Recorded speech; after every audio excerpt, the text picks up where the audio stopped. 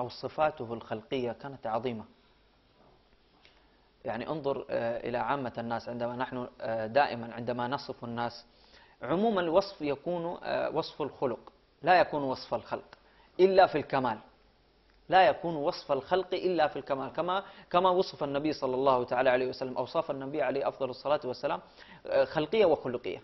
فكذا الشيخ عبد القادر الجيلاني رضي الله عنه يملك صفات خلقية، بأن الشيخ عبد القادر الجيلاني كان يميل إلى الطول، يعني كان ليس بذلك القصير إنما كان نعم ولا ذلك الطويل، وإنما كان يميل إلى الطول، يعني قليل من الطول.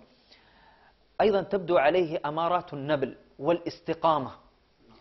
كان عريض الجبهة ما شاء الله رضي الله عنه وأرضاه، يميل لونه إلى السمرة، يصل شعره إلى كتفيه، الله أكبر. كان عريض المنكبين، متناسق الأعضاء. انظر إلى خلق الله سبحانه وتعالى، انظر إلى قدرة الله سبحانه وتعالى في الخلق. كان متناسق الأعضاء، عذب الصوت جهوريا، الله أكبر. كان حتى صوته عذب جميل، كان صوته ما شاء الله. كان ذو نطق متميز، حتى كان نطقه، كان كلامه، كان صوته متميز، الله أكبر رضي الله عنه وأرضاه. لحيته كانت متوسطة.